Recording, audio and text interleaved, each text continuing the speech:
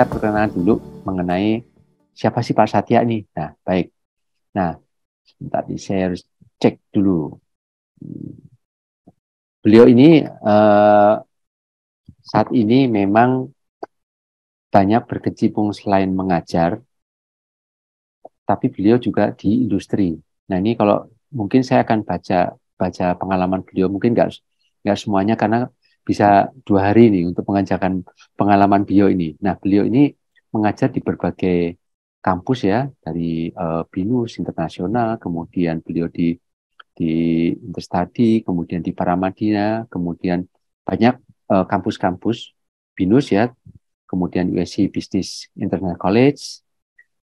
Kemudian pengalaman beliau ini dari berbagai proyek, berbagai perusahaan, ini beliau sudah tanganin. Termasuk kayak misalnya yang tema hari ini itu tentang short video. Nah, bagaimana membuat video, bagaimana membuat sesuatu yang unik, yang lain daripada yang lain. Ini beliau nanti akan paparkan secara lebih unik lah, kira-kira semacam ini. Nah, pengalaman-pengalaman inilah yang sebetulnya ingin kita bangun. Paling tidak ini teman-teman nanti akan menjadi minimal bibit-bibit entrepreneur. Kalaupun teman mungkin sudah menjadi dosen atau mungkin guru, paling tidak pengalaman-pengalaman yang nantinya bisa diserap oleh panggilnya Pak Satya ini akan menjadi hal yang bagus buat kita semua. Pertimbangan lain adalah sebetulnya di Harmoni ini saling link ya di antara peserta ini dengan kita. Sangat memungkinkan teman-teman yang nanti akan expert itu akan bisa bergabung dengan kami sebagai trainer. Tapi memang nanti kan by proses, itu akan hal bagus. Nah, untuk selanjutnya mungkin kita akan nyantai aja ya, kita nyantai aja, teman-teman juga nggak usah sesuatu yang formal-formal, tanya jawab. Oh ya, nanti kita akan di pertengahan mungkin kita akan share di apa ya webinar apa lagi yang tentunya teman-teman akan butuhkan. Baik, untuk mempersingkat waktu, kita langsung bisa menyerap inspirasi dari Pak Satya. Terus selanjutnya waktu kami serahkan ke Pak Satya. Oh ya, mohon izin nanti teman-teman, ini teknisnya kalau misalnya ada pertanyaan mungkin sementara bisa di kolom chat dulu. Baru nanti kan setelah tuntas bisa respon oleh Pak Satya. Ya, untuk sementara semacam itu. Baik, monggo Pak Satya bisa dilanjut. Iya, terima kasih Pak Jendro. Assalamualaikum warahmatullahi wabarakatuh. Waalaikumsalam warahmatullahi wabarakatuh. Ya, selamat malam semuanya. Perkenalkan saya Satya Yuda. Ya, saya akan membawakan materi ya pada malam ini yang bertema making short video for social media ya, gitu. Nah, mungkin sebelum kita mulai, saya akan memberi sedikit pengenalan mengenai short video ini ya, gitu ya. Oke, jadi gini, seperti yang kita tahu, sekarang ini eranya adalah era video ya. Kalau mungkin kita mundur ke belakang, 3 tahun yang lalu atau 5 tahun yang lalu, itu eranya kita masih main teks, masih main Facebook, kita masih main WA, gitu ya, Twitter, Instagram, dan lain-lain. Mentok-mentok Instagram, gitu ya. Tapi begitu di tahun 2018, 2019 itu, oh ya, suara saya jelas nggak kedengeran? Jelas ya? Mohon input teman-teman. Oke. Soalnya bagus sih, mohon input teman-teman kalau Oke, jelas ya. Oke. Nah, begitu tahun-tahun sekitar 2018, 19, 20, apalagi pas sudah COVID, itu makin membatasi ruang gerak orang ya untuk beraktivitas, apalagi pas 2020 pas COVID gitu. Nah, ketika itu dunia video itu semakin berkembang dan platform media sosial yang kita gunakan sekarang ya, Facebook, Instagram, YouTube, TikTok itu memberikan fitur-fitur video di mana kita bisa berkomunikasi lewat video. Ya, selain juga untuk meeting ya seperti Zoom atau Skype dan lain-lain. Tapi ini bukan itu ya. Ini lebih ke sosial media. Nah, jadi singkatnya adalah saat ini eranya orang-orang menyampaikan pesan itu lewat video. Nah, pesan-pesan ini bukan sebatas kayak kita bikin TikTok, joget-joget, nggak penting ya gitu ya, nggak kayak gitu. Tapi TikTok itu sekarang udah bergeser ke arah media promosi juga. Kita bisa berpromosi di TikTok, kita bisa jualan di TikTok, kita bisa apa ya, membranding perusahaan kita di TikTok, kita bisa bikin reels perusahaan kita di TikTok, macam-macam. Dan nggak hanya itu, di Facebook juga begitu, Facebook Story juga gitu. Nah, jadi kebutuhan yang seperti ini, peluang seperti ini juga membutuhkan keahlian baru gitu, keahlian baru buat kita semua untuk bisa memanfaatkan peluang media sosial ini untuk bagian dari bisnis kita atau sosial media platform kita atau sekedar untuk bersosial media. Misalnya kita punya kepentingan mau jualan, kita punya toko, kita mau pasarkan barang kita punya catering misalnya gitu, kita jualan sepatu dan lain-lain sebagainya. Itu kita bisa gunakan media-media video ini seperti TikTok, seperti Reels, Instagram Reels, Facebook Reels, atau YouTube Short semacam itu. Oke, nah jadi yang mau saya bagikan di sini adalah bagaimana caranya kita membuat short video untuk di sosial media kita, gitu. Oke, mungkin saya langsung share aja ya, share screen aja. Nah,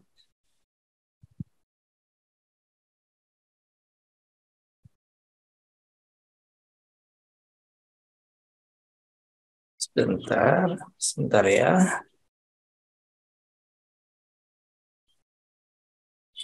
Oke, udah kelihatan screen-nya saya? oh, oke. Udah kelihatan screen Sip, saya? sip. Oke. Ya.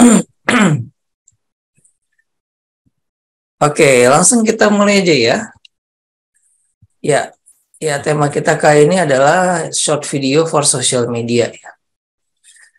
Nah, short video buat social media ini yang kita maksud adalah yang dimaksud short video ini adalah video pendek yang durasinya sekitar 60 detik gitu.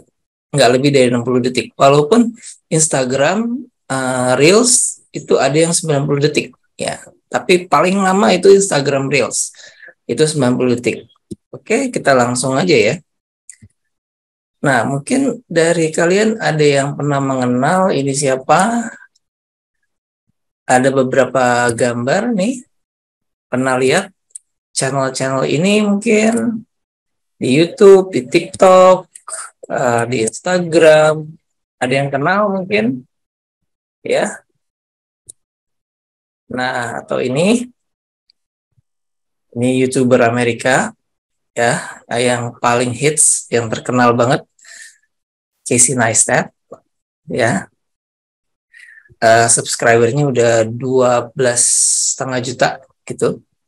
Dan masih banyak lagi YouTuber lainnya di luar yang udah banyak gitu ya, udah puluhan, bahkan udah puluhan subscriber gitu ya. Nah, oke, kita akan fokus kepada short video ya. Pemahaman short video. Short video itu apa sih ya? Short video itu nggak ada pemahaman yang secara teori, dia cuman shoot and fun and that's it. Jadi nggak pakai teori-teori di buku, nggak pakai teori-teori di jurnal dan lain-lain, nggak ya. Jadi short video itu hanya, pencet. Jadi short video itu hanya shoot and fun, udah gitu aja. Gimana kita fun dalam membuat video itu yang paling penting ya. Yang terpenting adalah itu, bagaimana kita merasa fun dalam membuat video dan kita enjoy membuat video. Jadi nggak ada teori-teori, hanya tinggal ambil kamera, ambil gambar, upload gitu. Sesimpel itu ya. Nah, yang kita perluin hanya handphone, ya, wifi, dan a good idea. Itu aja ya. Modal yang kita perlukan hanya 3 itu. Ya, handphone, internet, dan good idea. Dengan hanya modal ini, kita udah bisa bikin video. Kemudian, apa aja jenis-jenisnya short video yang ada di sosial media saat ini? Ya, antara lain adalah Instagram Reels, durasinya ada 15, 30, 60, 90 detik ya. Instagram Reels ya. Terus ada YouTube Short, ada 15, 30 detik dan 60 detik. Ada TikTok juga, ada 15 detik, 30 detik dan 60 detik durasinya. Oke. Nah, ini sebelum kita ada baiknya kita mengenal juga alat-alat yang digunakan ya dalam membuat video, short video ini. Kita mulai dari beberapa alat ya. Ini alat bisa dibilang yang powerfulnya deh. Kita mulai dari yang powerfulnya dulu, kamera DSLR Canon. Ini gede ya kameranya ya, kamera gede, big chunky kamera gitu. Ini kamera profesional ya, Canon DSLR ya. Ini bisa pakai bikin video, pakai ini bisa. Foto juga tentunya pastinya bisa. Kemudian ada kamera yang lagi hits sekarang nih, kamera mirrorless. Pasti kalian udah sering dengar ya kamera mirrorless ini ya. Produknya banyak sekali ya yang nawarin kamera mirrorless ini. Ada Panasonic, ada Sony, ada Canon, ada Lumix dan lain-lain ya.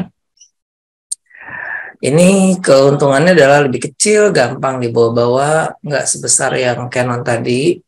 Terus kalau kita mau nge-vlog pakai kamera ini enak gitu ya, nggak berat gitu, bisa dipegang satu tangan aja tanpa harus pakai tripod. Ya, karena ini ringan, bisa dibawa-bawa. Dan kualitas gambarnya nggak kalah dengan yang Canon tadi ya. Kemudian ada point and shoot kamera. Nah, ini kelebihannya dia lebih ringan, lebih tipis, lebih slim, lebih gampang lagi dipakai, lebih gampang dibawa-bawa ya. Tinggal dikantongin aja. Kira-kira besarnya ya kurang lebih kecil dari handphone ya, lebih besar handphone sekarang ya. Ini bisa lebih kecil dari handphone yang sekarang gitu. Dan juga dia lebih tipis. Ya, tapi lensanya nggak bisa diganti-ganti ya. Dia lensanya fix.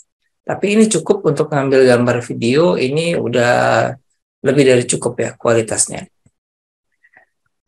Ada kamera action cam, GoPro. Nah, ini kameranya bisa dibawa aktivitas basah-basahan, bisa buat nyebur, bisa buat nyelam, ya, berenang, tempat-tempat becek, ekstrim, outdoor, adventure, lumpur-lumpur juga bisa, dipakai off-road juga bisa, gitu ya. Tahan banting, jatuh juga nggak gampang rusak karena bodinya dari karet dan lain-lainnya. Pokoknya banyak kelebihannya ya, dan kualitas gambarnya juga ciri khas ya, ciri khas dan tentunya bersaing dengan kamera-kamera DSLR. Smartphone ini yang biasa kita bawa kemana-mana ya. Ini paling gampang dan semua orang pasti punya, dan ini menjadi daily driver sehari-hari ya. Tinggal point and shoot aja. Dan sekarang tuh handphone sekarang kameranya udah hampir menyaingi DSLR ya kualitasnya ya. Udah bisa record sampai 4K sekarang handphone yang baru tuh ya. Jadi ini bisa diandelin, handphone ini paling bisa diandelin. Karena memang ya kualitas handphone sekarang kameranya tuh jauh-jauh lebih bagus ya. Kalau dulu zamannya tahun berapa tuh Mbak Jendro ya? Tahun Tahun 2012 sembilan, paling. iya tahun 90 aja itu masih biasa lah. Iya. Kalau kita ke tahun 2012, kalau masih ingat BlackBerry itu kameranya paling sampai berapa paling? 2 megapiksel paling. 2 mega. Nah, sekarang ini udah bisa 4K, udah bisa minimal udah Full HD ya. Jadi ini benar-benar bisa diandalkan ya handphone, kamera handphone sekarang ya. Oke, ada drone cam ya. Ini yang untuk ngambil gambar yang nggak bisa diambil dengan manusia. Kalau dulu pakai helikopter ya untuk gambar aerial ya gambar. Kalau dulu kan pakai helikopter sebelum ada drone nih. Sekarang udah ada drone lebih murah. Kita bisa ngambil gambar di mana aja dengan angle sesuka kita ya. Harganya tentu bervariasi ya. Drone ada yang murah sampai yang paling mahal ada. Ini 360 kamera. 360 kamera itu gambarnya dia bisa fish eye ya. Kelebihannya gini. Jadi dia bisa dapetin angle yang bener-bener 360. Jadi dia bisa benar-benar 360, bisa horizontal, vertikal. Kalau gampangnya kita lihat di Google Maps ya kan, kalau kita buka Google Maps kan itu kita bisa 360 foto ya kan. Jadi kita bisa tahu angle-nya dari segala arah. Nah, itu pakai kamera ini. Oke. Ini alat-alat pendukungnya, ada tripodnya. Tripod ya. Tripod kamera, ada gimbal untuk bisa dipakai DSLR, bisa dipakai mirrorless, itu ya, supaya gambarnya lebih stabil. Fungsinya gimbal itu adalah untuk menstabilkan gambar ya. Di kamera-kamera juga sudah ada image stabilizer, tapi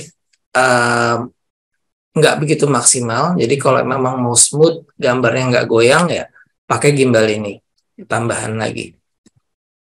Ini yang paling murah dan yang paling bisa kita dapetin di mana-mana nih. Di Tokopedia juga ada, ya di toko-toko online banyak. Ini tongsis, tripod, satu set gitu ya. Dan ini bisa dibawa-bawa kemana-mana. Bisa ukurannya bisa lumayan ya, 1 meter gitu kira-kira ya. Pokoknya setinggi orang. Jadi intinya kalau pakai tongpot ini, saya juga pakai kebetulan, kita nggak perlu nyuruh-nyuruh orang untuk foto. Kan kalau kita mau foto, kita suruh orang kan, mas tolong fotoin dong gitu, nggak usah. Ini nggak perlu lagi. Begitu juga kita ngambil video, kita nggak perlu ada 2 orang yang syutingin gitu, kita bisa syuting sendiri gitu. Nah ini berguna banget nih, ini tongpot ini berguna banget. Saya juga pakai kebetulan dan harga juga nggak mahal. Ini ya saya waktu itu beli sekitar 125 apa gitu ya. Banyak deh.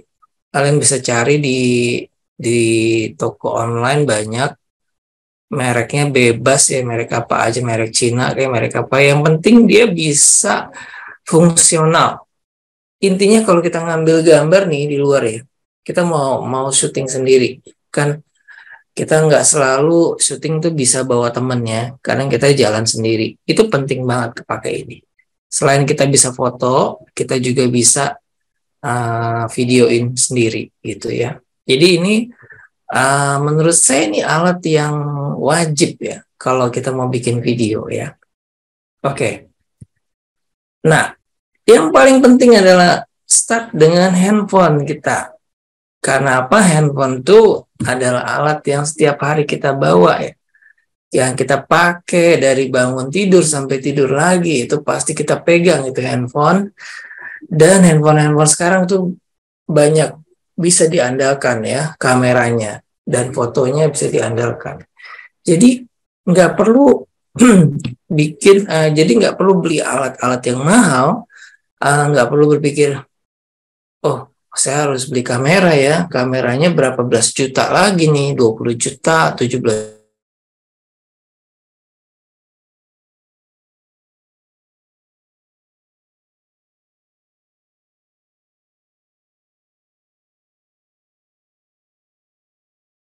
itu kameranya udah bisa bikin video untuk sosial media. Dan rata-rata kamera sekarang, handphone yang harga sejutaan aja itu kameranya sudah full HD. Jadi udah ready banget untuk bikin video. Sangat friendly ya. Kamera sekarang udah sangat-sangat budget friendly. Jadi nggak ada alasan untuk tidak punya alat ya. Jadi sangat-sangat terjangkau. Dan semua orang pasti bisa bikin video dengan handphone ya. Oke. Selama handphone yang kita miliki itu bisa dengan spesifikasi 1080 Full HD, bisa record video 1080p, ya, bisa 60 frame per second, bisa settingan video recordingnya 60 frame per second ya, ada settingan itu. Kalau kalian buka di setting, video setting itu ada settingan recording recording mode-nya itu ada 30 frame per second, ada 60 frame per second. Nah, selama dia bisa mampu di 60 itu bagus. Atau 30 frame per second itu standar ya. Itu udah cukup. Kalau misalnya tidak punya PC, kalian bisa, udah banyak sekarang aplikasi smartphone ya, seperti KineMaster, Filmora Go, CapCut ya. Kalian bisa download di handphonenya. Kalian bisa pakai aplikasi ini untuk mengedit video. Kebetulan saya pakai juga di handphone saya KineMaster. KineMaster itu saya pakai udah hampir mau 2 tahun ya. Saya ngedit video pakai itu karena enak gitu. Kemana-mana langsung diedit, ngambil gambar pakai handphone, ngeditnya langsung di handphone, terus langsung diupload gitu. Ya, jadi cepat gitu. Nah, kalau mau yang berbayar juga bagus. Kebetulan saya pakai yang berbayar itu, saya per tahun itu berapa ya? Per tahun tuh 380.000 deh per tahun loh, per tahun. Masuk murah ya. Saya pakai KineMaster itu karena dia udah dapat aset semua, dapat musiknya, dapat stiker, dapat ya semuanya yang kita butuhin buat ngedit foto lah. Transisi, ada musik, ada stiker, ada macam-macam deh. Pokoknya banyak banget dan itu free semua. Oke. Kalau mau yang gratis juga ada ya. Yang KineMaster yang gratis juga ada. Silakan di-download aja di App Store, banyak ya. Udah, you're good to go. Kalau udah punya ini, kita udah bisa mulai sebenarnya. Kayak misalnya ya, kalau pakai KineMaster tuh udah ada pilihannya. Pas di awal kita mau ngedit itu udah ada tawarannya, mau format YouTube, mau format Instagram Reels, mau format TikTok, itu ukuran frame-nya udah disediain. Jadi kita tinggal klik. Nah, kalau pakai misalnya Adobe Premiere gitu ya, yang lama-lama mungkin belum ada tuh. Jadi kita harus ngitung ukurannya, harus cari tahu ukuran frame-nya YouTube berapa, ukurannya Instagram Reel berapa gitu, supaya kita nanti nggak ketarik gitu, gambarnya nggak ketarik ya. Tapi kalau di aplikasi kayak KineMaster, Filmora, CapCut gitu tuh yang baru-baru, itu tuh template-templatenya udah ada. Jadi kita nggak bakalan salah gitu ya ukurannya. Jadi enaknya gitu. Kalau pakai aplikasi yang sekarang baru-baru gini ya. Oke, terus kita masuk ke lens theory ya.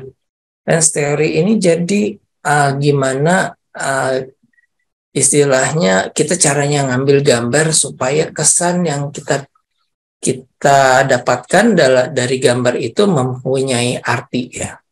Contohnya gini, ini depth of field. Depth of field ini foto model yang mana bukan sekedar gambar, tetapi ini menggambarkan sebuah isolate ya. Jadi isolate dari background, terus modelnya sharp jelas, backgroundnya blur bokeh gitu.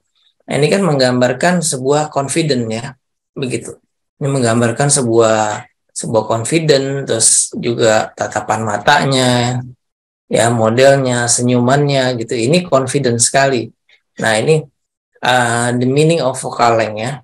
Nah focal length ini adalah gimana dia gambar yang dihasilkan ini bisa memberikan efek blur di background dan juga efek yang tajam di objeknya atau di subjeknya. Nah, kalau kita ngambil pakai wide angle lens misalnya, itu menimbulkan efek yang dramatis karena dia lebar daripada angle-nya itu dia lebih lebar. Sehingga objek yang dihasilkan itu lebih lebih bagus ya, lebih dramatis gitu ya. Istilahnya kalau orang tuh kan dia jadi tegak sekali ya kalau kita ngambil angle dari bawah gitu misalnya berdiri gitu. Itu kan dia jadi lebih dramatis. Kalau misalnya kita ngambil gambar gedung deh, ya pakai kita shoot dari bawah angle-nya gitu, pakai wide angle itu kan bagus banget. Dia bisa lancip gitu gedungnya ya, segitiga gitu lancip. Nah jadi efek kayak gitu juga mempengaruhi dari hasil atau kualitas video. Kemudian komposisi. Nah, komposisi ini ada kemiripan dengan fotografi ya. Kalau kita belajar fotografi itu pasti kita juga diterapkan di video ya. Ada namanya rule of third ya. Rule of third itu kalau di kamera handphone kita nih, itu bisa dikeluarin, di settingannya itu ada, bisa dikeluarin itu a grid rule of third yang nanti dia keluar garis 3 begini nih, vertikal dan horizontal. Nah, gunanya apa? Gunanya rule of third ini untuk komposisi supaya komposisinya tidak berat sebelah. Jadi bisa balance gitu. Walaupun ini kan asimetris ya, bukan di tengah gitu. Tapi dia komposisinya kita bisa ngatur dengan garis ini sehingga dia komposisinya itu imbang, gitu ya, berimbang gitu. Ada berat, ada ruang kosong, ada ruang isi gitu. Jadi ini membantu kita untuk mengatur komposisi di frame frame video kita. Kemudian ini adalah teknik framing ya, lebih fokus kepada center. Kita bisa misalnya kalau kita ngambil gambar nih di luar ya, kita bisa manfaatin misalnya ada jendela gitu. Nah, kita di dalam satu ruangan ya misalnya, dalam satu ruangan terus gelap dan backlight gitu, tapi di situ ada jendela dan jendelanya menghadap keluar, ada pemandangan bagus. Nah itu berarti itu framing. Artinya apa? Frame yang ada di dalam sini nih, yang di pinggiran ini akan membuat panorama atau pemandangan yang di luar ini menjadi lebih fokus. Maksudnya perhatiannya akan lebih fokus ke situ gitu. Ya, gitu. Itu salah satu teknik pengambilan gambar. Kemudian ada jenis-jenis pengambilan gambar atau istilah-istilah pengambilan gambar ya. Nah, istilah-istilah ini penting juga kita harus paham dalam pengambilan gambar karena ini basicnya sekali ya, basic sekali dalam pengambilan gambar. Ada close up atau CU ya di sini. Ada CU itu close up. Nah ini frame-nya, kalau ini maksudnya adalah frame ini nih maksudnya kira-kira segini gitu gambarnya ya. Nah kalau yang lebih kecil lagi, yang lebih dekat lagi itu extreme close up. Jadi dia bisa ngambil kayak fokus di matanya doang, ya gitu, di mukanya gitu. Kalau close up itu kurang lebih nih yang keambil ya segini lah. Jadi komposisi kepala segini nih. Kemudian ada MCU atau medium close up. Medium close up itu batasnya tuh dari atas kepala sampai sedada kira-kira. Jadi kayak pas foto gitu ya. ya pas foto. Itu MCU atau medium close up. Kemudian ada MS atau medium shot. Nah, medium shot itu dia setengah badan sampai kira-kira sepinggang. Ya, dari full dari atas kepala sampai kira-kira sepinggang gitu. Kemudian ada wide shot. Wide shot itu dia keambil semua, kena semua. Dari atas kepala sampai kaki itu kena semua ya. Nah, ini gunanya misalnya kita mau ambil gambar, kita mau liatin background-nya. Nah, ini contoh wide shot itu digunakan untuk ngasih lihat ke penonton bukan orangnya sebenarnya, tetapi sekitar yang ada di situ, pemandangan yang ada di situ. Jadi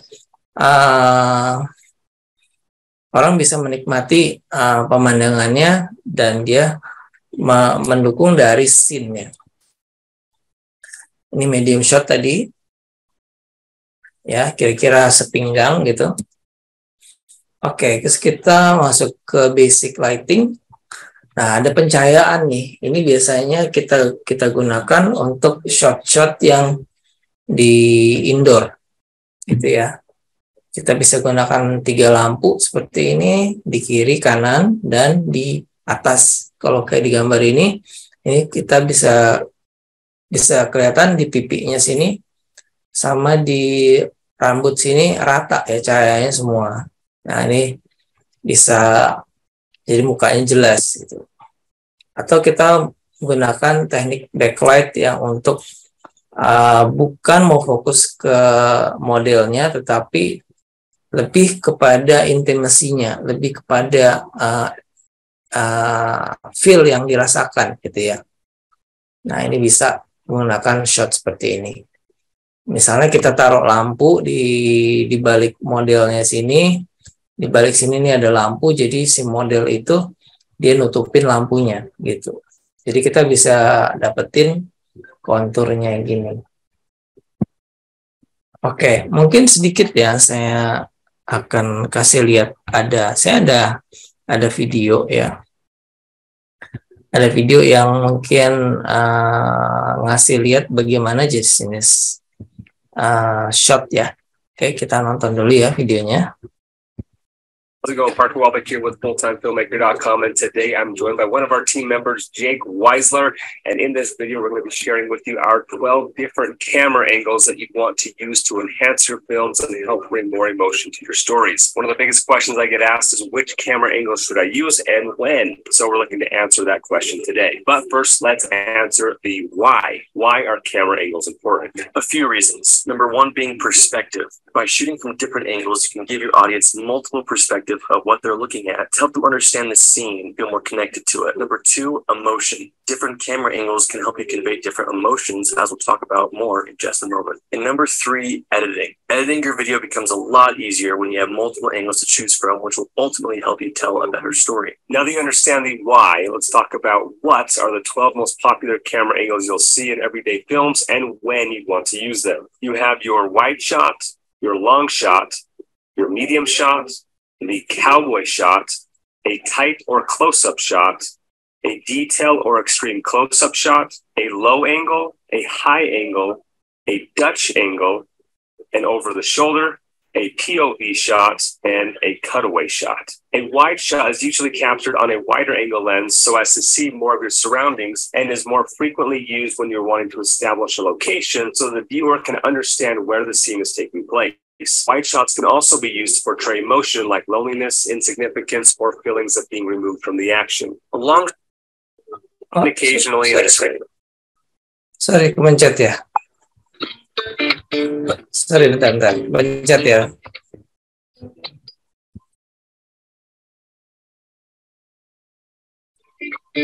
Saya mau keluarin ininya tadi. Nah, shot. Tadi mau keluarin subtitlenya, sorry kepencet. Viewer know that they should really pay attention to what's being said. And tight shots are typically best shot on tighter focal lengths, like around 50 to 100 millimeter. A detail or extreme close-up shot is used to put emphasis or importance on a specific detail in your image. Detail shots are a great way to create mystery and depth in a story to help draw the viewer's attention to the common theme. And again, detail shots are typically best shot on tighter focal lengths like 50 to 100 millimeters or macro lenses. A low camera angle is used to make your subject appear larger than life and to portray power and dominance. Low camera angles can also be made to portray wonder and majesty as long as your subject is smaller than what surrounds them in your image. A high camera angle does the exact opposite by portraying your subject as weak and inferior or smaller and vulnerable. Now, a Dutch angle is basically any time you slightly tilt the horizon of your frame and is usually used to convey an uneasy emotion like something isn't quite right, basically giving the feeling like the world is on its side. Dutch angles can be artfully utilized to tell us that something is wrong. Over-the-shoulder shots are exactly how they sound. When you have two subjects talking to one another, you put the camera behind the shoulder of one of the two, placing one in the foreground, giving the perspective as if you are the person that is being talked to. A POV, or point of view shot, depicts an angle that shows what a character is looking at. This type of shot allows the viewer to take on the perspective of the character and begin to understand their state of mind on a more personal level. This is commonly used in action or sports scenes to help give the audience the thrill of being in the driver's seat, and is usually shot on a wide angle lens so that you can see more of your surroundings. A cutaway shot is the interruption of a continuously filmed scene by inserting a view of something completely different. Cutaways are great to help transition to new scenes or to show side stories happening at the same time as your main story. So there you have a quick look at the 12 most popular camera angles. Let's now give you some examples of how we apply each of these angles into different styles of films. In our first example, we're going to show you a scene shot from all 12 camera angles we just mentioned to show you how much more life it brings to your film when you utilize camera angles. Check it out.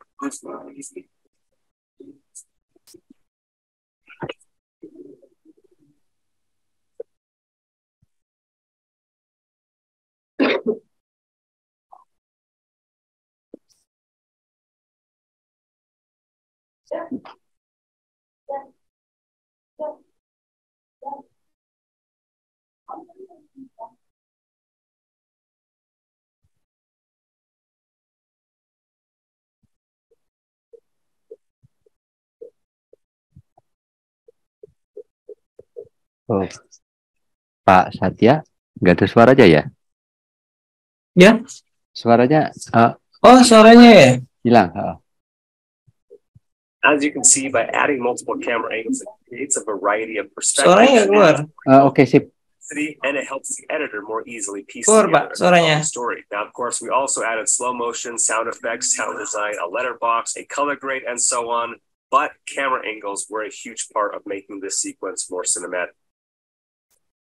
Be careful though, adding more camera angles isn't always better. Before you start shooting extra camera angles for your scene, first ask yourself, does this angle add or take away from the story and emotion I'm trying to convey? Let's look at a second example where multiple camera angles would actually distract from the story rather than add to it. In this scene, let's say we're trying to portray an emotion of loneliness and mediocrity. Here's our first attempt at this scene, filmed with multiple camera angles. Check it out.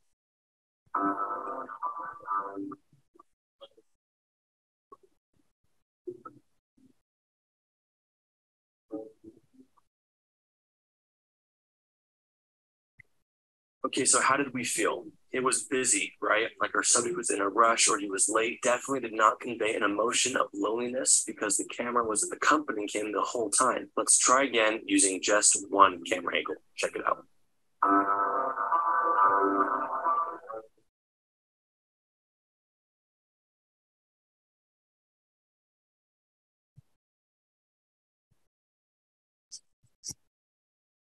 That felt a lot more lonely, didn't it? The frame was completely empty except for our main subject, thus portraying that he was all alone in a big, lonely world. And I see this mistake a lot in amateur films. People filming close-up detail shots of things that aren't important and not adding anything to the story. Why would you film a close-up shot of his watch or shoes unless he's looking at his watch to show that he's late for something, or showing that his shoes are untied, which would eventually lead to him tripping and causing drama in that scene? If those detail shots are irrelevant to the scene, which is just him walking all alone down a street, then it will confuse your audience because they'll be thinking, wait, Why did they cut to a close-up of his shoes? Was there a detail on the shoes that I was supposed to catch? Was there something important on a shoe? Why did they go to a close-up there? So don't add angles unnecessarily unless it's adding to your story and the emotion you're trying to convey. Now, one thing to be aware of when with camera angles is something they teach in film school called the 180-degree rule. The 180-degree rule is basically an invisible line that you draw in the middle of your scene, and you have to make sure not to cross over the other side of that line as you are going from camera angle to camera angle. For example, in this scene, we have dialogue happening between two people. Subject 1 is on the left side of the frame, and subject 2 is on the right side of the frame. Using the 180-degree rule, we want to keep both subjects on their own side of the frame so that it's evident that they're talking to one another as you cut back and forth between them. If you were to cross over that line for one of the angles, they'd both be on the same side of the frame, making it hard for the viewer to know where each of these subjects are in relation to the other. The only time it's really acceptable to cross the 180-degree line is if you do a continuous shot moving across that line with one camera movement. But when cutting between two shots, make sure to stay on one side of that invisible line. There's also times where the 180 rule is less applicable, like when you're filming a montage of an event like a concert or a wedding venue, where you usually just want to capture the event from every angle possible. But even then, keep the 180 rule in mind in the editing room to make sure your cuts flow together smoothly and seamlessly without confusing the audience. Which reminds me of another rule to keep in mind when editing camera angles called the 30-degree rule, which basically states that when cutting between two angles of the same subject, like an interview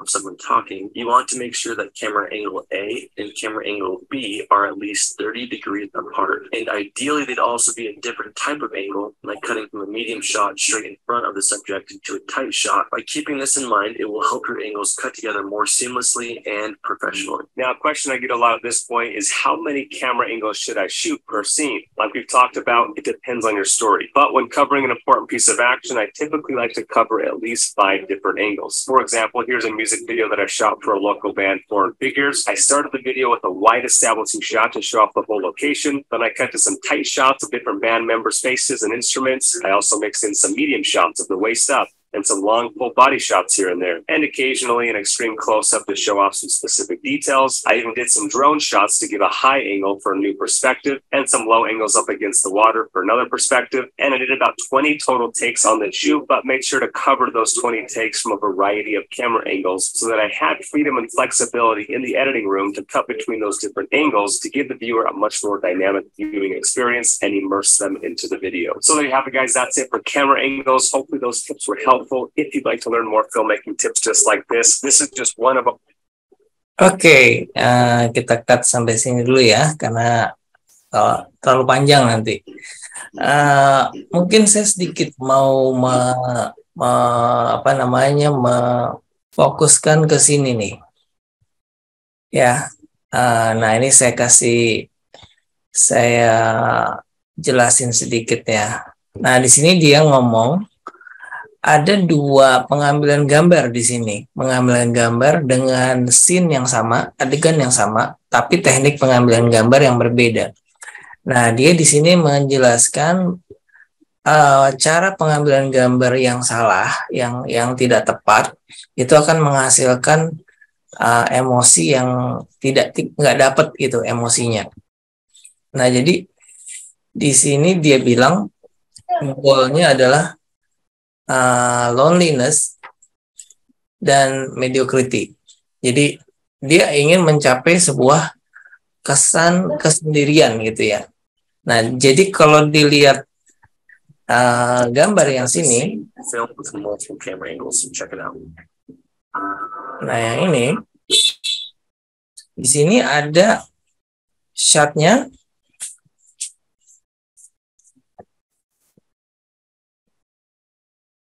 Nah, ini nggak menggambarkan loneliness, kesendirian, kesepian, tapi ini kesannya sibuk gitu ya.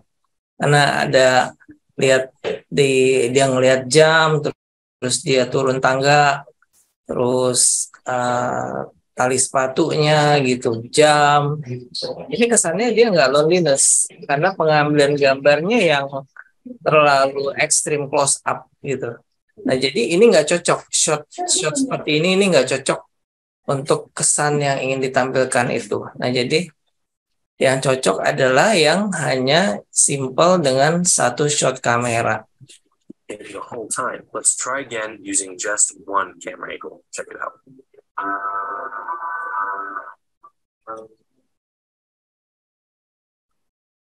Nah ya, dari sini aja kan udah kelihatan ya, dia turun tangga, terus dia kelihatan sekelilingnya sini sepi gitu, terus musiknya dia jalan sendiri. Ini menggambarkan kesepian.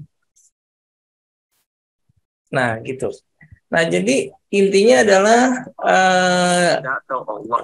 di dalam mengambil gambar,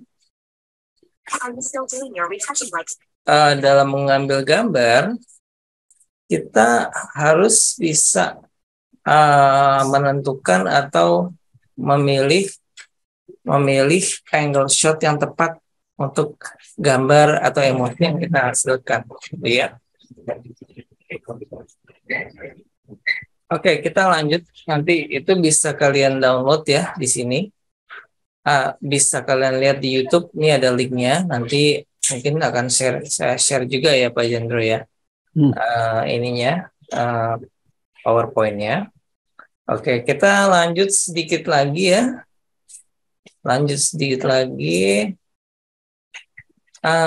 Ya, jadi ada 3 tahapan di dalam membuat video ya. Mau itu video pendek, mau video panjang, mau itu film, mau itu short movie, mau long movie. Itu ada 3 tahapan yang kita lakukan. Yang pertama adalah pre-production. Pre-production itu kita menyiapkan konsep, ide, sinopsis, story-nya, ya, ceritanya mau gimana, gitu, storyboard-nya. Nah, itu semua ada di persiapan. Persiapan ini kita lakukan misalnya contoh ya, kita mau nge-vlog nih. Ya, kita mau nge-vlog nih di Kota Tua. Yang kita lakukan itu adalah persiapannya dulu, pre-production-nya. Kita harus cari tahu di Kota Tua tuh ada apa aja, objeknya yang bisa bagus kita ambil gitu, kita jadiin vlog kita. Gitu. Oh, di situ ada Kota Tua, ada musim Fathahillah, ada sepeda-sepeda misalnya. Kita mau nge-shoot apa aja. Nah, itu semua kita rencanain dulu. Nah, itu enggak harus perencanaan yang ribet ya. Tapi yang sederhana aja. Minimal kita udah tahu kita nanti mau ngapain di sana, di lokasi. Pas kita mau ngambil gambar ya. Pas mau syuting. Jadi kita udah tahu kita mau ngapain, apa yang akan kita ambil gambarnya. Jadi ada persiapan. Yang kedua adalah syuting ya, atau production-nya. Nah, ini pengambilan gambar. Kita ngambil gambar di lokasi. Nah, gambar yang kita ambil di lokasi itu adalah yang sudah kita siapkan atau yang kita pikirkan tadi itu. Kita bisa mengambil yang mana dulu? Kita mau ngambil gedungnya dulu, kita mau ngambil sepeda-sepeda misalnya, kita mau ngambil apa ya, orang-orang yang di sekitar sana, suasana dan lain-lain. Nah, itu ketika kita di lapangan itu kita sudah kerja aja gitu. Kita udah tinggal kerja aja, tinggal ngambil gambar yang kita rencanain, dan kita dapat gambarnya sesuai yang kita rencanain. Selesai ngambil gambar, masuk ke tahap ketiga yaitu post production, yaitu diedit ya. Gambar yang tadi kita gambar itu kita edit, kita sambung, kita jahit, terus kita tambahin musik, kita tambahin teks, subtitle dan lain-lain ya. Nah, kayak gitu. Kemudian di render dan kemudian di-upload ya, intinya gitu. Nah, jadi gitu. Mau video seperti apapun ya, mau hanya 60 detik, 15 detik, 30 detik, 90 detik, 5 menit, 10 menit, setengah jam, 1 jam, itu semua melakukan 3 tahap ini. Gitu. Ya, jadi ini 3 tahapan penting yang harus dipersiapkan sebelum kita membuat video. Ya, apapun videonya, gitu. Kemudian ada storyboard. Nah, storyboard ini apa sih? Storyboard ini semacam panduan ketika nanti kita syuting di lapangan supaya kita nggak bingung kita mau ngambil yang mana dulu nih gambarnya. Karena misalkan kita mau yang gampang, kita bikin vlog gitu ya, kita nge-vlog nih. Even kita nge-vlog, tapi kalau kita nggak tahu gambar yang mau kita ambil yang mana-mana aja, itu pasti kita akan kebingungan. Nah, itu kita perlu storyboard. Storyboard ini lebih tepat kalau kita gunakan untuk produksi film sebenarnya. Sebenarnya kalau untuk bikin kayak YouTube, kayak Instagram Reels, Story, itu sebenarnya nggak perlu ini. Tapi kita perlu tahu aja ini. Kita perlu tahu aja supaya kita punya perencanaan yang matang sehingga tidak buang biaya pada saat kita syuting. Nah, storyboard itu bentuknya kayak gini. Dia ada gambar-gambar kayak gini. Gambar-gambar ini dia menggambarkan ini ya, apa namanya, yang akan kita ambil gambarnya kayak gini kira-kira angle-nya. Oh, nanti saya mau nge-shoot apa nih? Nah, saya mau nge-shoot orang naik sepeda. Nah, ini gambar orang naik sepeda kayak gitu. Ini mau habis itu nge-shoot gedung dan lain-lain sebagainya. Ya. Nah, ini semacam perencanaan shot apa aja yang akan kita ambil gitu. Gitu ya. Nah, terus yang paling penting sekali itu adalah story-nya. Karena setiap kita bikin video, itu pasti ada sesuatu yang akan kita sampaikan. Ada informasi, ada ya apapun lah. Ada informasi, ada experience, ada cerita. Cerita yang akan kita sampaikan ke penonton, ke pemirsa kita. Nah, tanpa ada story, itu hanya random aja gitu, nggak ada isi gitu. Nah, jadi usahakan setiap kita bikin video pendek, kita bikin short video itu ada story-nya. Minimal kita tahu apa yang kita sampaikan, yang kita sampaikan apa gitu. Walaupun itu hanya kecil ya, cuman kayak apa sih? Misalnya gini ya, kalian bikin video nih, bedain minuman, nih kopi A, kopi B. Nah, itu udah story sebenarnya. Karena ada sesuatu yang disampaikan ke pemirsa, ada sesuatu yang berupa informasi, berupa experience yang kita share ke pemirsa kita. Nah, minimal itu harus ada. Jadi itu juga story penting. Oke, terakhir ya ini ya. Terakhir tips dari saya itu adalah ya gunakan alat-alat yang kamu yang kalian punya aja deh. Nggak usah beli kamera yang mahal, nggak usah beli DSLR. Kalau emang ada uangnya ya nggak apa-apa ya. Tapi minimal kita pakai dulu alat-alat yang udah ada. Terus kita mesti kreatif. Dengan alat yang ada nih, handphone ini kita bisa jadi apa nih gitu. Nggak usah mikirin beli GoPro atau beli yang mahal-mahal gitu. Tapi yang penting be kreatif aja. Gimana caranya maksimalin kamera handphone gitu. Misalnya kita nggak punya lampu ya, kita pakai lampu belajar, kita pakai lampu belajar, kita kasih kertas kalkir, jadi dia kayak ada softbox kayak gitu. Nah, jadi itu kayak kreatif gitu. Kalian bisa lihat lah di YouTube banyak banget ya itu trik-trik kayak gitu tuh di YouTube banyak banget. Kemudian kita harus kasih cerita yang bagus ya. Write a good story. Karena video yang kita mau bikin itu harus mengkomunikasikan sesuatu. Kita punya kewajiban buat ngasih orang informasi. Kita punya kewajiban buat nge-share pengalaman di video kita, informasi atau apapun itu, gitu ya. Dan yang keempat itu selalu waktu nge-shoot itu pakai kualitas yang bagus ya. Pakai HD atau Full HD atau 4K kalau bisa supaya gambarnya itu tajam. Karena kalau kalian nge-shoot gambarnya yang standar, itu mau ditarik udah nggak bisa lagi gambarnya, karena dia gambarnya udah blur. Tapi kalau kalian nge-shootnya pakai kualitas yang paling tinggi, mau diturunin itu bisa. Misalnya kita mau upload di standar definition gitu ya, kita mau misalnya buat di handphone, buat di WA, mau ngirim video nih di WA nih, gimana caranya nih? ya dikecilin aja, pakai 360 misalnya. Nah itu filenya kan bisa kecil tuh, bisa cuman misalnya video 5 menit aja tuh bisa cuman 10 mega kayak gitu. Tapi kalau kalian udah ngambil gambarnya blur, udah ngambil gambarnya kualitasnya low, begitu kalian upload ke YouTube misalnya ke HD, itu gambar pecah semua dan itu udah nggak bisa diulang lagi gitu. Jadi harus shoot dengan kualitas yang paling tinggi, ya sesuai dengan kemampuan kameranya. Nah ini yang terakhir yang penting nih ya, BCCP ya, confident, consistent, and persistent. Nah 3 ini nih yang penting nih kalau kita mau bikin video nih ya. Pertama kita harus percaya diri, jangan malu.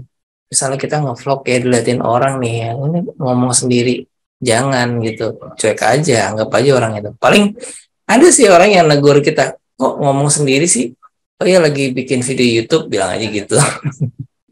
Jadi pede aja, jadi harus pede. Yang kedua, konsisten tuh jangan anggot-anggotan, jangan cuman musiman gitu, lagi ngetren kita ikut, habis itu udah males gitu, tapi nggak diseriusin aja terus, diseriusin terus. Nah ini yang ketiga itu persisten itu penting banget ya, penting juga, nggak kalah pentingnya karena itu ngejaga kita supaya tetap terus bikin video terus gitu. Jadi nggak mau gimana, mau nggak tergantung mood, itu persistence. Kalau konsisten itu dia terus ya, kadang-kadang putus tapi ntar nyambung lagi, itu konsisten.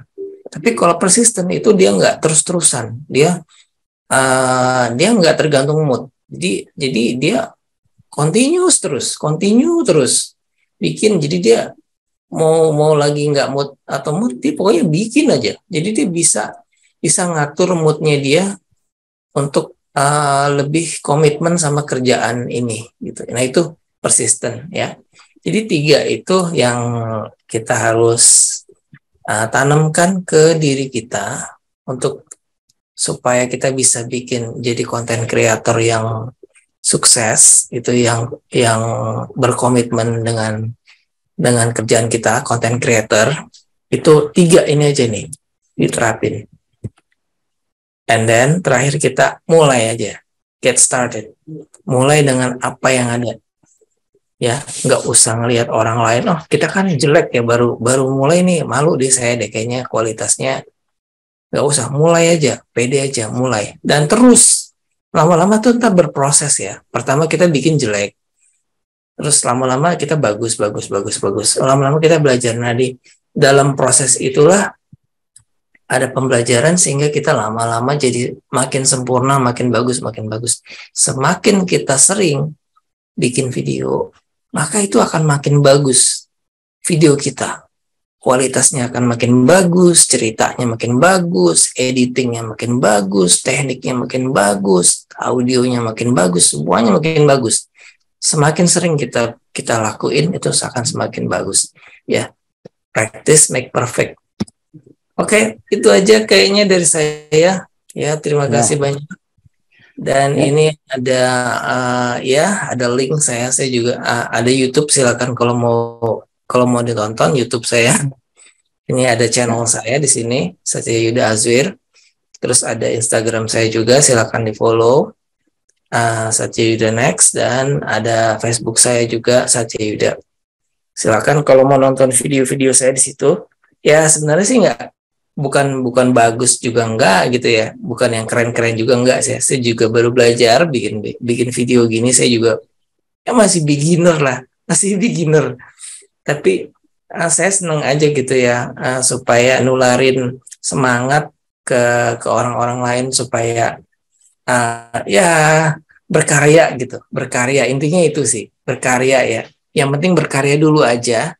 Kalau saya prinsipnya gak usah mikirin itu akan bagus, akan keren, kualitasnya harus kayak begini, harus perfect. Enggak gitu.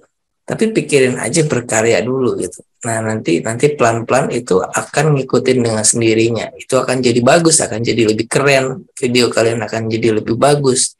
Akan ya pokoknya getting better lah. Intinya gitu aja. Ya. Oke, terima kasih banyak. Ya, baik. Terima kasih Pak Satya. Tadi pemaparan memang kita banyak hal-hal yang tentunya bisa kita pelajari bersama. Nah, ini mungkin teman-teman kalau ada pertanyaan silahkan ditanyakan sambil menunjuk teman-teman pertanyaan. Ada yang bertanya? Silahkan. Ya, misalnya belum tanya, saya mohon izin bertanya nih. Ini kan saya juga termasuk salah satu yang masih awam tentang video shot ini. Nah, ini pertanyaan lumayan branding nih. Yang pertama nih, kalau misalnya kita bikin video, ini baiknya menyiapkan ide dahulu atau alatnya dahulu. Nah, ini yang pertama. Kemudian yang kedua, itu baiknya kalau membuat video, posisinya portrait atau landscape. Nah, yang terakhir, bagaimana bila sudah selesai ini, tipsnya bagaimana sih supaya nanti bisa diupload di media sosial. Nah, itu Pak Satya, Mas Satya bisa di ini masih dalam kondisi bingung nih. 3 itu aja deh. Nanti sambil dengan teman-teman silahkan. Iya. Ya. Yang pertama alat dulu kah atau mempersiapkan ide dulu ya? Nah, benar. Itu yang pertama. Ya. Yang pertama harus ada alatnya dulu. Minimal handphone. Minimal handphone. Dan kedua kita baru bikin ide. Bikin ide itu tadi ada 3 tahap. Ada pre-production, ada production, dan ada post-production gitu. Nah, simpelnya gini, kayak kita mau bikin ya contoh ya. Nih saya kasih contoh yang paling gampang. Kita pergi ke restoran. Makan nih, kita makan gudeg nih misalnya nih ya di restoran gudeg nih. Terus kita mau bikin short, mau bikin YouTube short. Kita terus di situ secara spontan sebenarnya kita udah mikirin ide kita. Oh, ini ada gudeg bagus, saya mau shot makanan 60 detik. Jadiin YouTube short. Nah, itu sebenarnya udah perencanaan itu, udah tahap 1 tuh. Udah tahap yang 1, udah pre-production tuh tadi itu. Karena ada ide kan di situ kan. Oh, idenya saya mau bikin video ini gudeg. Gudeg ini saya jadiin short 60 detik nih atau di Instagram Reels. Nah, mulai itu kita ambil tuh gudegnya, 60 detik gitu, udah. Habis itu tinggal diposting deh, gitu. Nah, jadi itu satu mempercepat si sosial media ini. Yang sekarang ini tuh udah memangkas 1 step ya. Karena short itu IG Reels, short, TikTok, itu semua udah memangkas step tadi. Tapi kita perlu tahu tuh step tadi.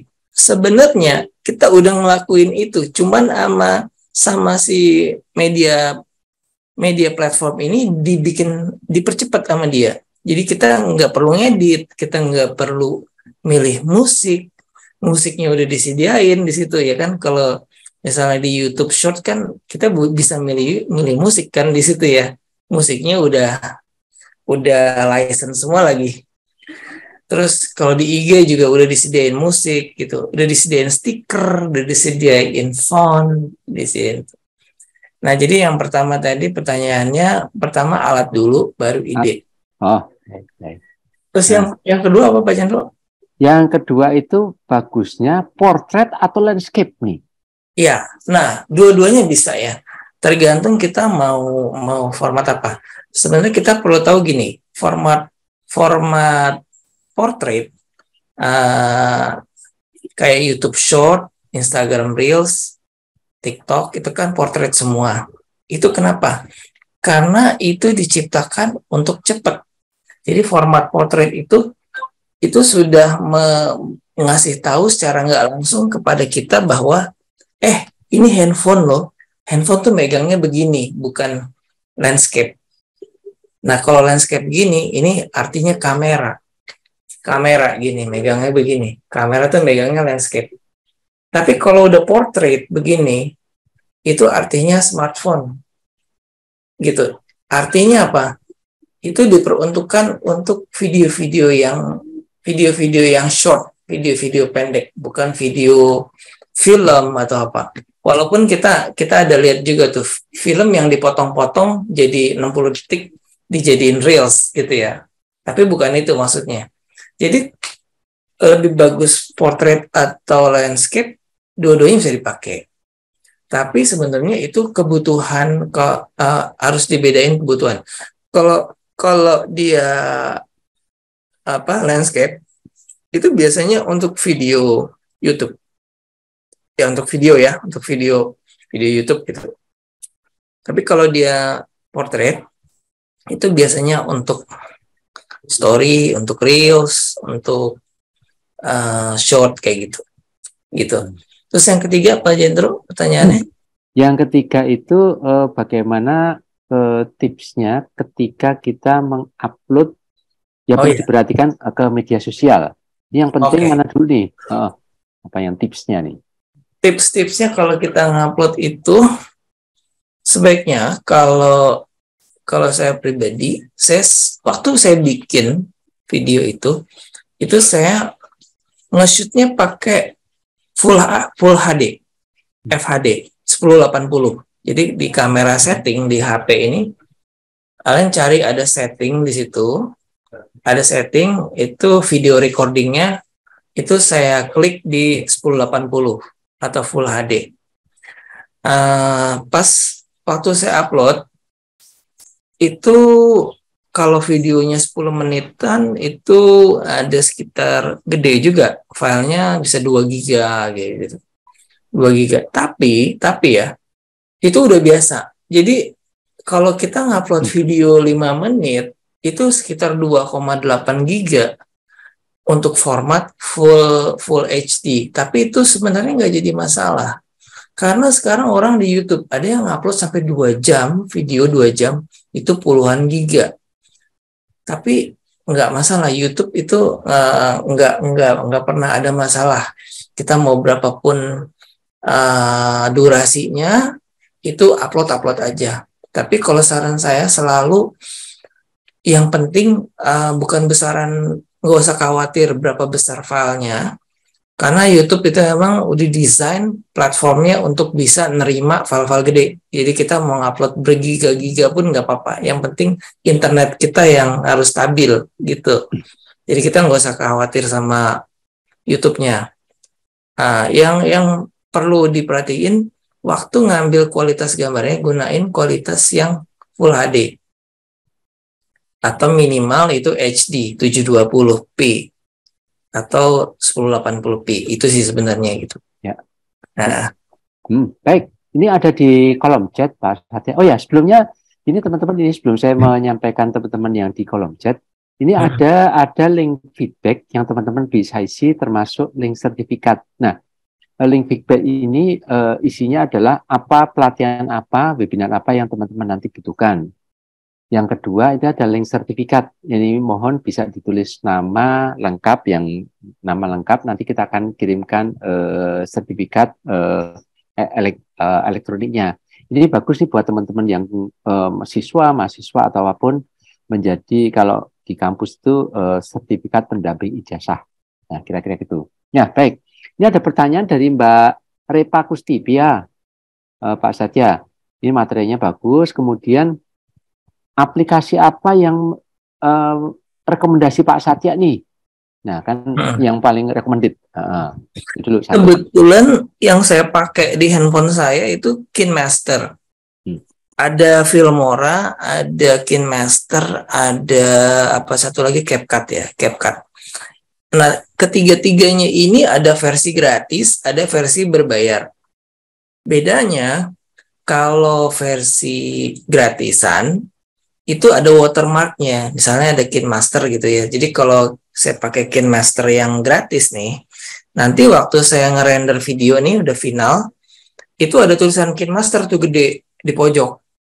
Ada watermark tuh KineMaster, ada logonya. Itu nggak bisa dihilangin kalau yang gratisan. Filmora juga gitu, ada watermarknya juga. CapCut juga gitu, ada watermarknya juga gitu. Nah, Tapi kalau saran saya, kalau emang serius untuk bikin video ini sosial media, ambil aja yang berbayar. Kalau saya pakai tuh yang KineMaster itu 300 berapa ya? Awalnya tuh 380, terus di tahun kedua tuh 340 malah lebih murah. Jadi saya udah mulai mau 2 tahun pakai KineMaster di handphone saya, lumayan stabil. Lumayan stabil sih KineMaster itu. Dan ngoperasiinnya gampang ya. Gampang. Saya pernah pakai Filmora. Cuman gampang juga sih, CapCut juga gampang. Cuman ya nggak tahu, mungkin yang cepat aja. Waktu itu saya beli KineMaster per tahun, ya udah, dan ternyata gampang juga dipakainya, dan dia ngasih aset ya. Aset itu ada foto, ada stiker-stiker, ada font, ada musik. Yang paling banyak tuh musik buat background, kan kita perlu banget tuh musik kalau untuk ya background, apa ya, background video kita, ada sound effect, pokoknya itu deh ya. Kalau saya pakai KineMaster gitu. Ya, baik. Ini yang memang sudah menjadi apa ya?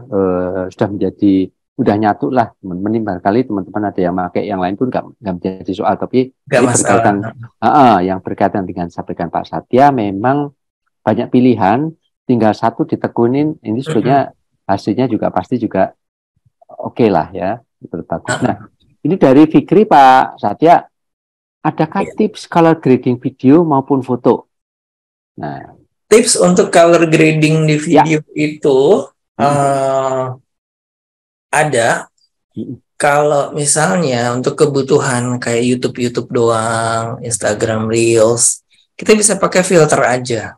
Kayak contohnya saya di KineMaster itu, cuman sekali klik doang kok. Kita tinggal satu kali klik, kayak kita milih filter di IG. Kita mau yang mana, kayak gitu tuh, tampilannya gitu doang. Tinggal kita klik doang, langsung berubah gitu.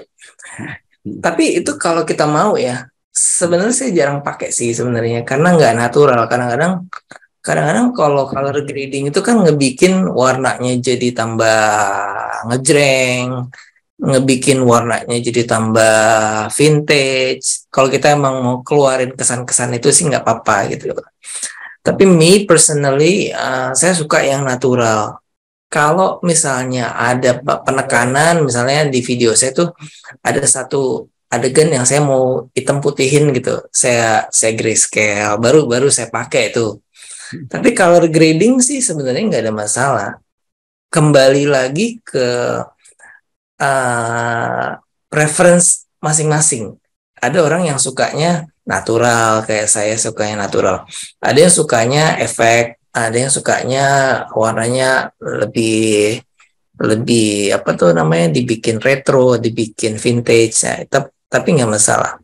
Untuk foto juga sama ya. Untuk foto kalau di sosial media mah udah gampang banget. Kayak misalnya kita mau ya di IG aja, kita kan udah banyak pilihan filter ya di IG itu. Kalau kita mau upload foto, ya tinggal pencet aja filter yang mana. Itu bisa kita pakai. Kalau kita mau pakai yang lebih custom lagi ya pakai Photoshop aja. Ya, tapi sekarang orang udah dimanjain dengan kemudahan-kemudahan itu, biasanya udah males Photoshop lagi gitu. Gitu. Kalau zamannya saya, Pak Jendro gitu, Pak Adi, mungkin kan suka ngulik ya, sukanya Photoshop, diedit gitu kan. Tapi kalau sekarang yang instan-instan, karena generasi Gen Z kan sukanya yang instan. Kalau bisa instan ngapain lama gitu kan, toh hasilnya sama gitu. Nah kalau generasi yang dulu-dulu nih kan ngulik, generasi seneng.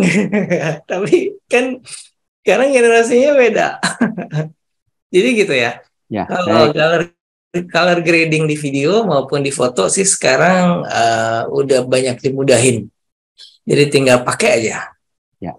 Di IG udah ada, di TikTok udah ada gitu. Nah, ini ada dari Mas Fran, Pak Satya. Semakin banyak aplikasi video, simpel bahkan ringan.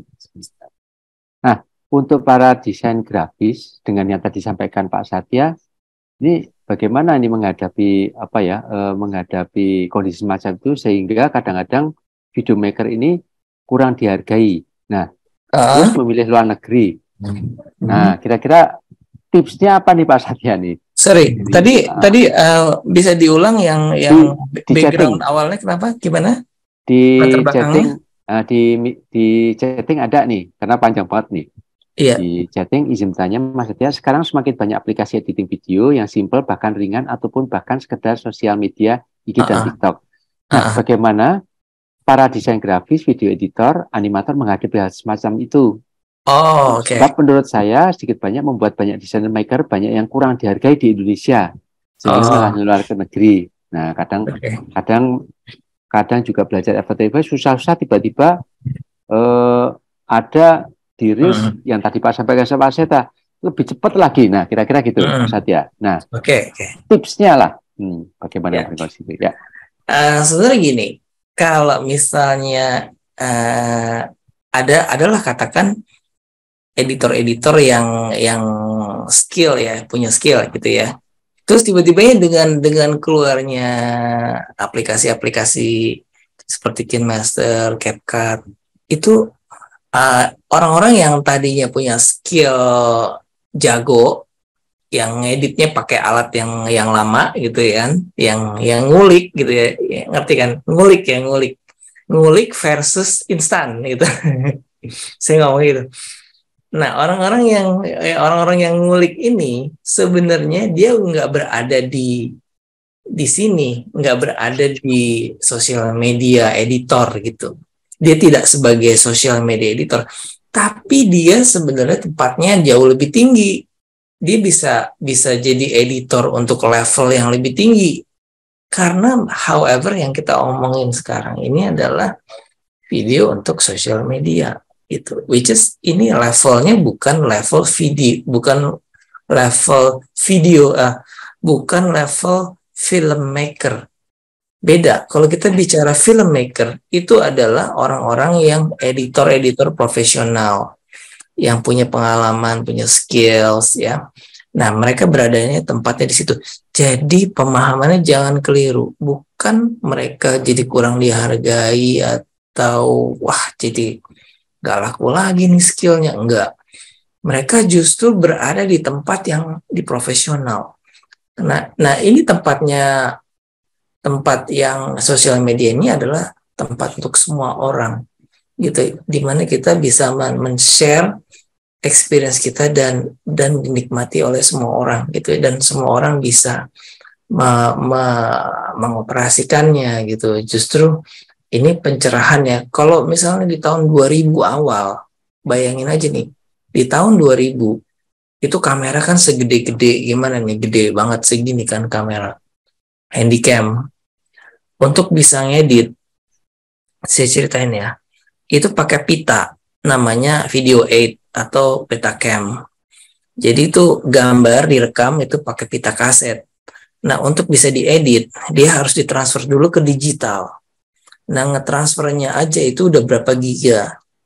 Baru dia jadi mentahan dalam bentuk format digital, bukan MP4 ya. Waktu itu masih MOV atau AVI kalau nggak salah. Nah, dari format itulah baru bisa diedit pakai mesin editor. Itu zaman dulu, tahun 2000-an. Nah, kita bersyukur sekarang ada teknologi yang semua orang bisa pakai. Bayangkan kalau ngedit video itu masih kayak gitu, pasti yang bisa ngedit itu cuma 1-2 orang, segelintir orang.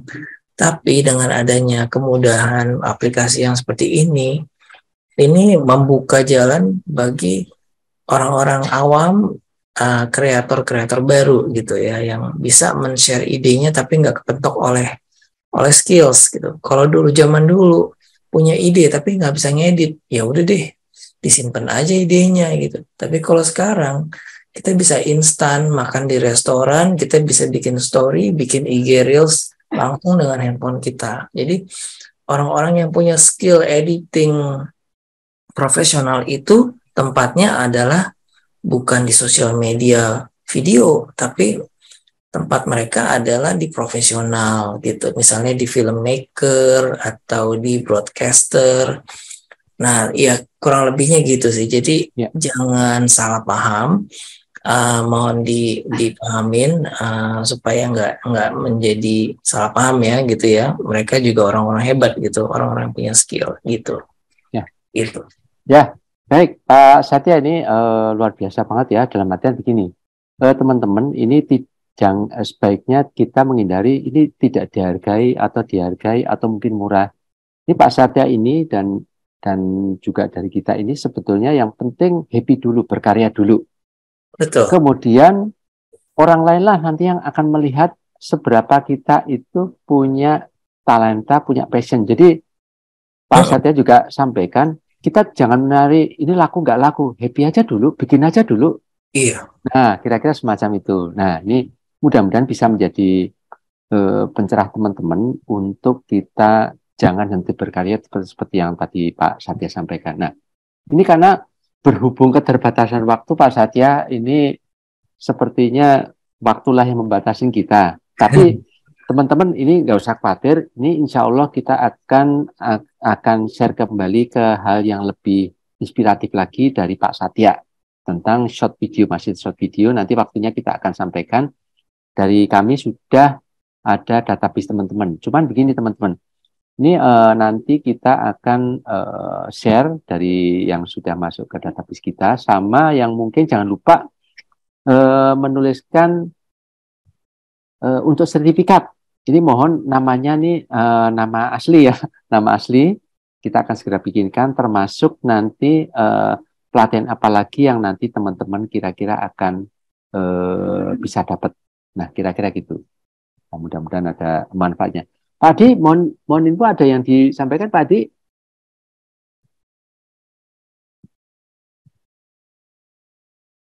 Masih? Iya, Pak Jenderal. Ya. Ya, terima kasih. Jadi mungkin ini sudah cukup bagus sekali ya konten ini dan luar biasa. Mungkin nanti nextnya mungkin teman-teman bisa request juga ya yang langsungnya masukkan ke dalam apa namanya di feedback ya. Mungkin kalau grading bisa menjadi pilihan the next gitu ya, Mas Satya ya. Khusus kalau grading aja atau baik itu dan penggunaannya bisa jadi instan juga gitu ya. Dan ini menarik sekali karena which is salah satu elemen yang memang sangat sensitif adalah warna kan gitu. Jadi ini saya rasa bisa menjadi hal yang sangat menarik dan bukan berarti hitam putih juga jelek kan gitu kan. Bahkan bisa ini saya tentang ini mungkin Mas Satya di next berikutnya bisa berikan lebih bagus lagi. Spesial ya, spesial color grading. Nah, ya betul. Dan jangan lupa Pak Jenderal untuk yang selanjutnya, untuk yang webinar selanjutnya diberitahukan. Ya, oke. Baik, webinar selanjutnya ini kita tanggal 7 itu ada webinar tentang branding. Nanti kita akan kirimkan kembali ke teman-teman untuk mengisi formnya, kira-kira semacam itu. Nah, sampai sini silakan ada teman-teman yang ingin disampaikan sebelum kita sesi dokumentasi kita nanti bisa di on cam. Kira-kira semacam itu. Ya mudah-mudahan ya ada manfaatnya ya, ini apa yang kita lakukan. Kita memang tidak bisa instan, artinya memang tetap perlu proses dan pertemuan sekarang ini untuk Pak Jendro, yuk silakan. Sorry, ini saya baru ngeklik kolom chat ya. Ya. Ini apa mungkin terlewat? Ada pertanyaan. Yang terakhir kayaknya masih ada Pak Jendro. Oh, baik, mohon maaf. Ini dari Mas Sanjaya. Sanjaya, iya. Ya, berapa kali izin bertanya Bapak, berapa kali saya ingin membuat konten tapi sangat terkendala dengan penyimpanan HP. Wah, bagus nih. Yang minim sehingga saya sendiri jadi kebingungan, akhirnya putus asa. Bagaimana ya Pak agar tetap membuat konten tetapi tidak terkendala penyimpanan di HP? Ya, bagus nih. Mohon maaf. Pertanyaannya bagus banget ya. Ya. Mohon maaf. Ini saya dengar pertanyaannya jadi semangat gitu. Ya. Pertanyaannya bagus banget. Nggak perlu khawatir dengan penyimpanan HP, penyimpanan file di HP. Jadi saya ceritain gini ya, gimana caranya saya dengan HP ini yang cuman 128 GB, ini saya bisa bikin video sampai saat ini sekitar 74 video lebih sampai hampir 100 video hanya dengan menggunakan handphone ini. Gimana caranya saya memanage file? Jadi caranya gini. Pertama saya ambil dulu pakai handphone. Saya shoot banyak gitu ya. Banyak. Saya nge-shoot aja banyak. Saya nggak mikir, saya nggak pakai mikir. Saya shoot aja banyak, set, udah dapat gambar yang saya mau nih, udah selesai. Langsung saya backup ke laptop. Ya, nggak saya diemin di HP. Backup dulu ke laptop. Karena kalau ada apa-apa nanti crash, bukan cuman filenya hilang, tapi HP-nya juga bisa crash. Jadi yang pertama saya lakuin setelah saya syuting di lapangan, begitu di rumah saya langsung backup ke laptop. Pakai kabel ya. Kebetulan saya nggak copot-copot memory card. Saya langsung pakai kabel data aja, langsung cepet gitu ya. USB Type-C gitu kan, cepet. Nah, masukin dulu ke laptop. Kemudian difolderin di laptopnya. Nah, terus ini HP kan kosong lagi nih, ya kan? Nah, biasa kan kalau saya tuh foto-foto, nih saya udah tahu besok saya mau syuting ya misalnya ya. Saya mau pakai nih HP. Besok saya mau syuting. Malamnya, sehari sebelumnya tuh saya kosongin. Gambar-gambar di WA, image, terus saya delete semua. Yang nggak perlu-perlu tuh saya delete semua. Dokumen-dokumen yang nggak perlu saya delete semua. Gambar-gambar dari WA tuh semua saya delete semua. Delete semua yang nggak perlu-perlu tuh saya delete semua. Saya tahu mana yang masih dipakai, nggak saya delete gitu ya. Sampai itu benar-benar kosong gitu. Kira-kira ada 50% gitu space-nya dari total space storage HP ini. Kira-kira bisa sampai 50%-nya. Itu baru saya nge-shoot. Kira-kira habis nge-shoot itu naik tuh kan storage-nya. Naik jadi 20% sisanya. Langsung saya pindahin ke laptop. Nah, setelah itu saya shoot lagi besoknya karena ada konten baru. Nah, HP-nya udah kosong lagi kan. Shoot lagi tuh gambar yang baru. Nah, backup lagi, difolderin lagi. Jadi setiap folder tuh saya punya folder banyak tuh. Misalnya hari pertama ini ada 4 hari, day 1 tuh saya masukin situ tuh, day 2, day 3, day 4, day 6, day 5, day 6. Itu tuh saya masukin ke situ. Nah, udah gitu, pada saat saya mau ngedit nih, ngeditnya satu-satu. Satu konten yang day 1 tadi, ini kan ada 5 folder ya, day 1, day 2, day 3, day 4, day 5. Day 1 tuh saya mau edit pakai HP nih editnya. Nah, copy lagi ke HP-nya. Pakai kabel data. Copy ke HP yang folder 1 dulu. Yang day 1 tadi. Copy ke HP. Diedit sampai selesai. Di-render. Udah jadi renderannya. Di backup lagi ke laptop. Nah, hasil editan yang di HP ini dihapus semua. Asalkan kita udah yakin itu udah final ya, baru itu dihapus supaya nggak menuhin. Nah, udah gitu file mentahannya tadi juga dihapus yang di dalam HP tadi. Kan tadi sempat ngopi tuh dari laptop ke HP. Nah, itu dihapus juga. File editannya dihapus, file mentahannya dihapus. Pokoknya jadi kosong lagi tuh HP. Nah, hasil rendernya itu yang di backup ke laptop yang nanti siap buat diupload ke YouTube gitu. Kemudian copy lagi yang day 2, yang folder yang day 2 tadi copy lagi, edit lagi, selesai, kayak gitu lagi gitu. Nah, jadi ini si HP ini tuh dia selalu dalam keadaan kosong. Dia nggak numpuk gitu. Karena HP ini ya kan beda, RAM-nya beda kayak komputer.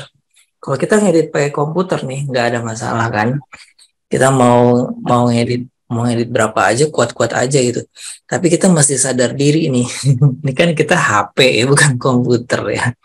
Jadi caranya adalah kayak tadi. Saya bisa ngambil gambar sampai penuh HP saya nih. Seharian saya keluar nge-vlog gitu ya. Langsung penuh nih HP-nya nih. Hanya tinggal 20 apa 10%. Tapi begitu saya upload kosong lagi. Terus saya ngambil lagi. Jadi ini benar-benar jadi kamera dia. Dia jadi kamera nih. Si HP ini jadi kamera. Oh ya, satu lagi tips. Kalau kalian lagi nge-vlog, ngambil gambar, jangan lupa di airplane mode. Ini kan HP ini ada airplane mode tuh. Ya enggak? Tahu nggak airplane mode?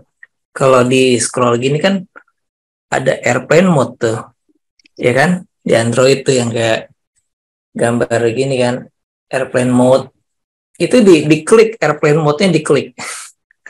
Karena kalau enggak, kalian pas ngambil gambar itu suara WA masuk tuh. Teng-tong masuk semua tuh. Suara telepon masuk. Jadi di airplane mode ya. Karena di airplane mode itu pertama dia mutus jaringan internet. Jadi nggak ada WA masuk, nggak ada sinyal masuk, nggak ada sinyal GSM masuk, nggak ada sinyal internet masuk, nggak ada sinyal-sinyal yang lain selain dia digunakan sebagai kamera, dan itu menghemat baterai. Karena kalau kita syuting di luar, yang nyawanya itu adalah di baterai.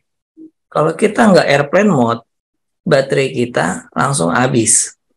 Begitu kita lagi ngambil gambar, cuman 5 menit, tiba-tiba baterai kita ngedrop dan handphonenya panas.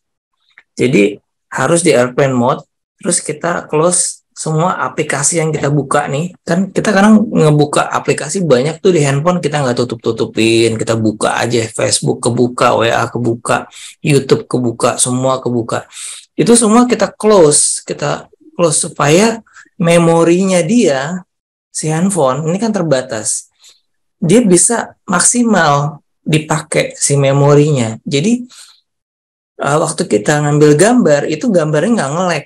Kalau kita buka, dia lagi dalam keadaan terbuka, dia lagi buka banyak aplikasi, terus kita ngambil juga nih, pakai gambar gini. Berat. Akhirnya gambarnya itu nanti nge-lag gini. Tek gitu. Suka kayak gitu nggak? Suka tuh kayak gitu tuh. Itu karena apa? Memorinya dia dipaksa. Jadi kalau mau ngambil gambar pakai handphone, pertama harus airplane mode. Sebelum di airplane mode, dikosongin dulu file-file yang nggak kepake. Dan pada saat syuting, itu airplane mode.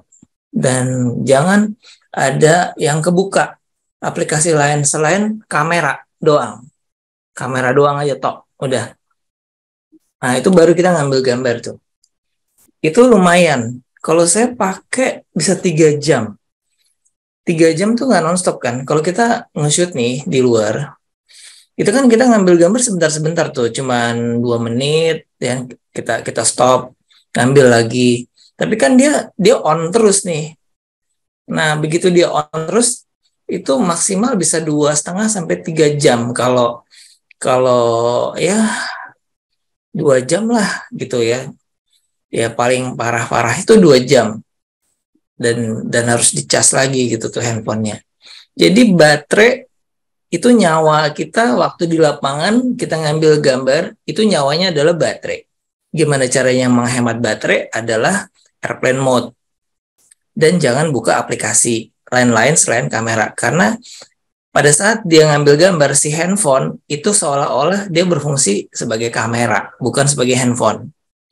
Jadi jangan buka aplikasi yang lain supaya kerjanya dia nggak berat gitu. Gitu ya, mungkin tips saya gitu ya. Ya, wah luar biasa nih, dalam artian begini teman-teman, ini kan ini hal baru ya ketika kita menyiapkan membuat video dan lainnya. Memang tips dari Pak Satya bagus nih. Nah, oh ya teman-teman nggak usah khawatir karena Zoom nanti akan kita bagikan ke teman-teman.